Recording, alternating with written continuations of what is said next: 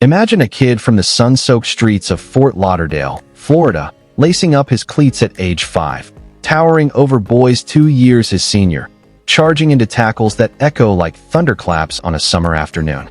That kid wasn't just playing football, he was destined to redefine it. His name is Nik Bonitto, and today, as the Denver Broncos' ferocious outside linebacker, he's not only sacking quarterbacks with the ferocity of a hurricane, but also inspiring a new generation with his blend of grit, grace, and unyielding heart. At just 26 years old, Bonitto has already etched his name into the annals of NFL history, becoming the first Bronco in over half a decade to notch double-digit sacks in back-to-back seasons. But this isn't just a story of stats and highlights.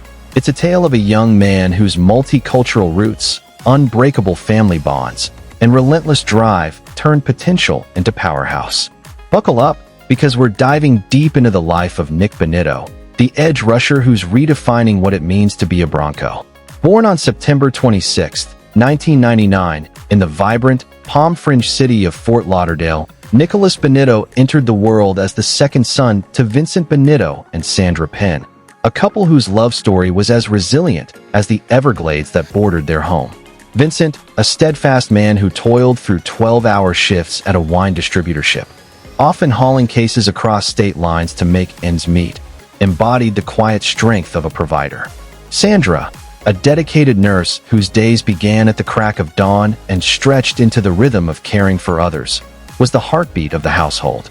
Together, they raised Nik and his older brother, Gerard, in a modest home where the air always carried the scent of home-cooked meals infused with flavors from their rich heritages, Cuban spices from Vincent's side, Jamaican rhythms in the music that pulsed through the walls, and Haitian resilience woven into every family gathering. Fort Lauderdale in the late 90s and early 2000s was a melting pot of cultures, a place where beaches met bustling ports, and dreams were as big as the Atlantic waves crashing ashore. For the Bonitto family, life wasn't always easy. Vincent's long absences meant Sandra shouldered much of the daily grind, rising before the sun to rouse her boys for school, packing lunches with care, and shuttling them to practices under the relentless Florida sun. Getting up early to go to school, being able to take me and my brothers to different practices at times, just pushing me whenever she comes to my games or whenever she comes to my practices, Nik would later reflect, his voice thick with gratitude. It just kind of was surreal having her next to me, knowing all that she's put in for me. Those sacrifices weren't lost on young Nik. From an early age, he understood that every sprint on the field was a tribute to the sweat his parents poured into building a future for him and Gerard. Football entered Nik's life almost as soon as he could walk. At 5 years old, he was already a giant among Pee-wee players, his frame outsized and his energy boundless. Coaches quickly recognized his gift and bumped him up 2 age groups, pitting the wide-eyed kindergartner against 7 and 8-year-olds who hit like freight trains. For Sandra, it was a mother's nightmare wrapped in pride. The crazy thing about it is he always had to play 2 years up, because at that time he was always so much bigger than all the other kids, she recalled with a mix of laughter and lingering worry.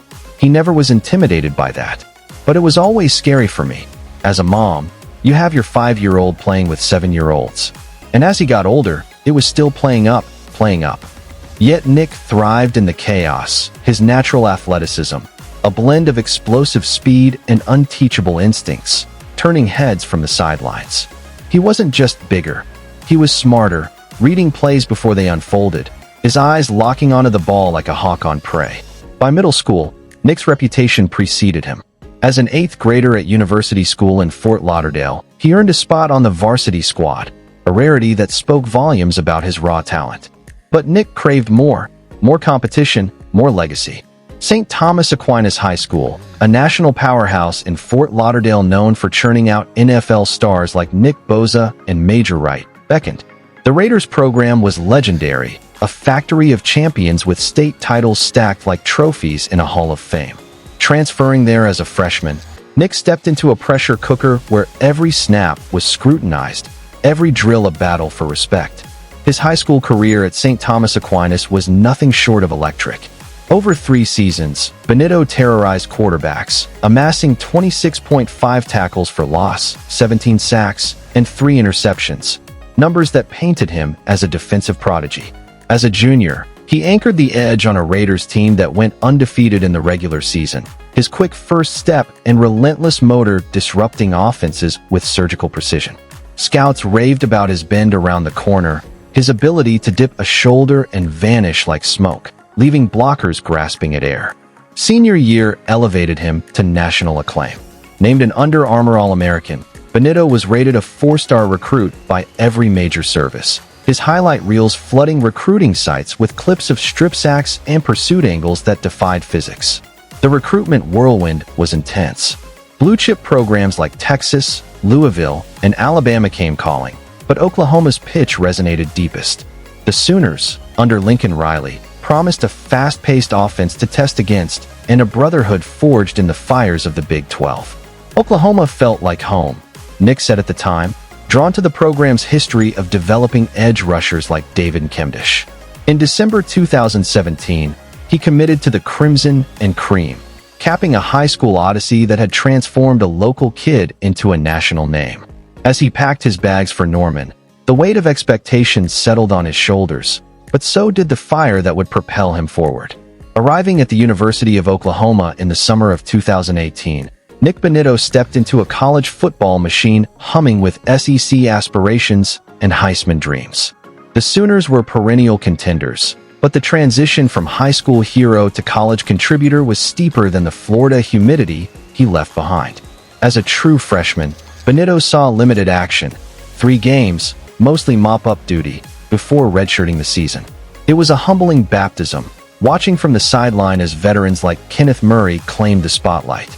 But redshirts are for building, and Nik spent those months in the weight room, bulking his 6'3" frame from a wiry 215 pounds to a chiseled 240, his explosiveness sharpening like a blade on whetstone.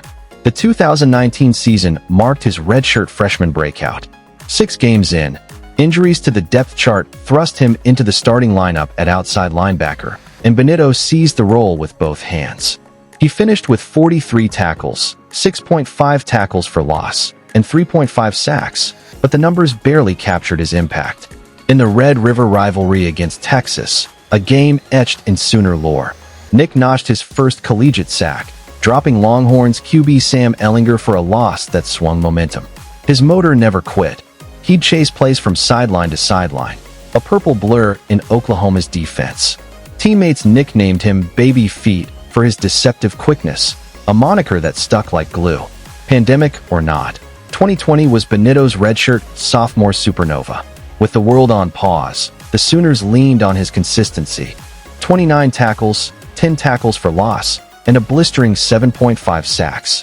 He was a one-man wrecking crew, earning second-team All-American honors from the Associated Press and second-team All-Big 12 accolades.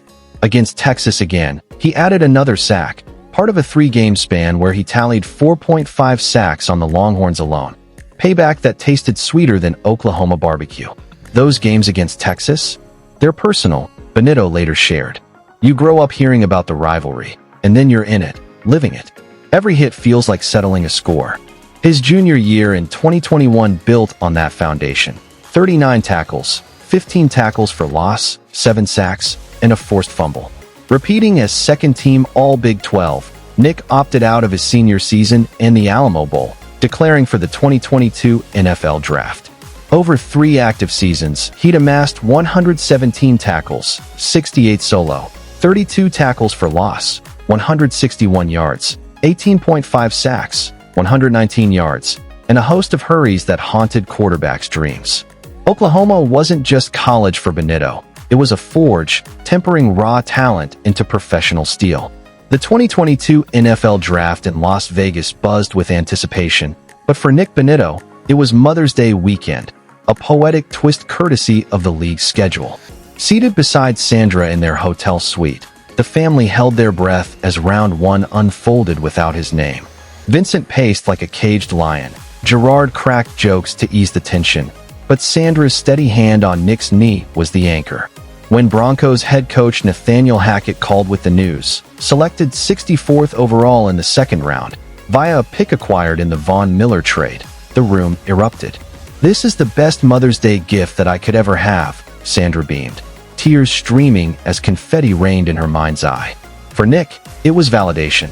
The kid who'd played up in Pee Wee leagues was now a Bronco, inheriting the legacy of Miller, the pass rush icon whose shadow loomed large over Denver's defense. Rookie minicamp in Englewood, Colorado, was a far cry from Norman's humidity. The thin air at Dove Valley tested lungs and egos alike, but Bonitto adapted like he was born for it. At 6'3" and 240 pounds, he brought a unique blend to the edge. Von Miller's bend without the flash, a quiet intensity that unnerved opponents.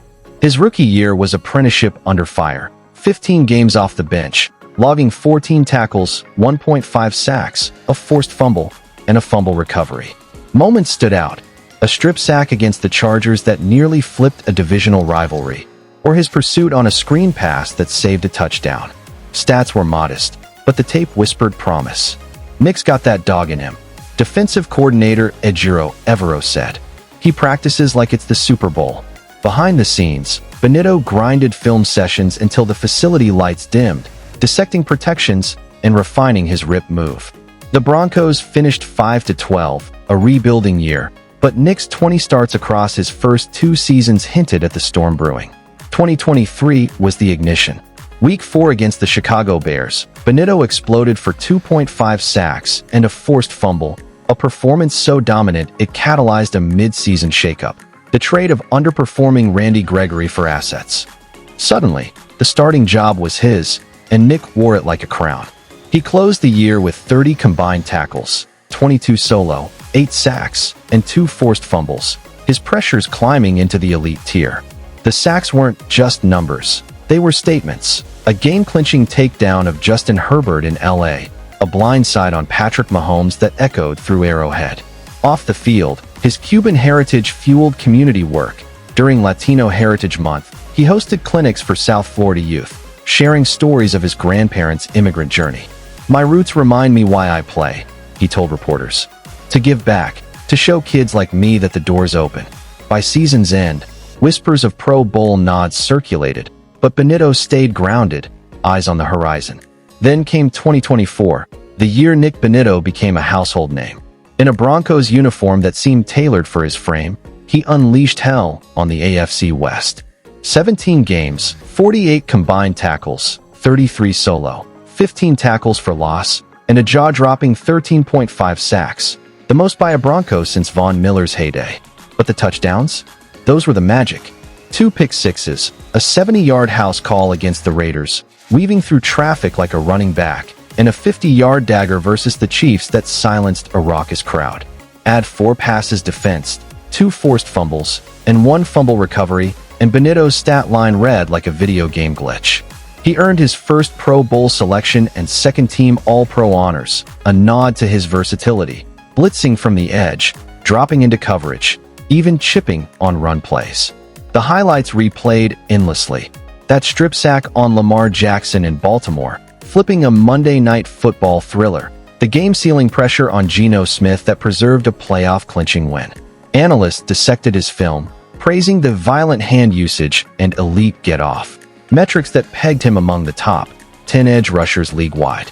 PFF graded him at 92.4 overall, with a 28.7% pass rush win rate that turned offensive lines into puzzles they couldn't solve. Yet amid the accolades, Bonitto's humility shone. Ranked 38th on the NFL's top 100 players of 2025 list, he credited the trenches. "It's the D-line feeding me lanes, the secondary buying time. This is us, not me." September 4th, 2025, brought the cherry on top. A 4-year, $106 million extension, up to $120 million with incentives, securing his future in orange and blue. At 25, he was no longer the rookie. He was the cornerstone. Fast forward to December 2025, and the Nik Bonitto story is still unfolding, chapter by chapter of dominance. The Broncos, riding a franchise record 9-game win streak, owe much to their pass rush prince. Through 13 weeks, Bonitto has already eclipsed 10 sacks, becoming the first Bronco since Von Miller to hit double digits in consecutive seasons. Week 5's 2.5 sack clinic against the Philadelphia Eagles earned him AFC Defensive Player of the Week honors, a badge of honor that felt like poetic justice. But it was Week 13 against the Washington Commanders that cemented his legend. In a wild overtime affair, with the game hanging by a thread, Bonitto swatted away a 2-point conversion pass, a deflection that preserved the victory and extended Denver's streak. "Being able to reach 10 again is really special for me," he said post-game, sweat-slicked and beaming. Bleacher Report dubbed him the game's clutch king, his play a microcosm of the Broncos' resurgence under Sean Payton. Statistically, 2025 mirrors 2024's brilliance. 24 solo tackles, assists pushing his combined total toward 40, and sacks piling up like autumn leaves. He's notched 33.5 for his career, with interceptions, fumble recoveries, and 6 pass deflections rounding out a resume that screams all-pro repeat. Yet beyond the box score, Bonitto's impact ripples. The Bonitto Family Foundation, launched in 2023, has become a beacon for underserved kids, providing resources for physical, financial, and emotional hardships. Drawing from his multicultural tapestry, Cuban flair in his celebrations, Jamaican perseverance in his training, Haitian spirit in his charity, Nik hosts annual camps in Fort Lauderdale, teaching not just routes but resilience. "Football gave me everything," he often says. "Now I give back what I can." What makes Nik Bonitto tick? It's that fusion of heritage and hustle. His Cuban background, celebrated during Heritage Months, fuels a desire to uplift Latino youth, hosting clinics where he shares tales of abuelitos who crossed oceans for opportunity. Jamaican influences echo in his rhythmic footwork, a dance of deception on the line. Haitian roots ground him in community, evident in foundation drives that have raised over $500,000 for South Florida families. Off the field, he's a low-key soul, voracious reader of biographies, Miller's is a favorite, amateur chef experimenting with planning recipes, and a brother who FaceTimes Gerard weekly, plotting family vacations to the Keys. No flashy cars or Instagram flexes, just a man content with purpose. As the 2025 playoffs loom, Bonitto stands at the precipice of something monumental. The Broncos, once wanderers in the wilderness, are contenders again, their defense a snarling beast with Nik as the fangs. Projections whisper double-digit sacks for a third straight year, MVP chatter if the ring follows. But for Bonitto, success isn't measured in jewelry or zeros on a check. It's in Sandra's smile at games, Vincent's proud nod from the stands, Gerard's cheers echoing across time zones. It's in the kid in Fort Lauderdale who sees a Bronco jersey and dreams bigger. Nik Bonitto's journey, from Pee-wee giant to NFL titan, is a testament to the American dream rebooted through sweat and soul. He's not just sacking quarterbacks, he's sacking doubt, one explosive play at a time. In a league of giants, Bonitto is the underdog who became the alpha, proving that with the right mix of fire, family, and footwork, the top is always within reach. So here's to Nik Bonitto, the edge where legends are born. What's next? Only the gridiron knows. But if history is any guide, it'll be glorious.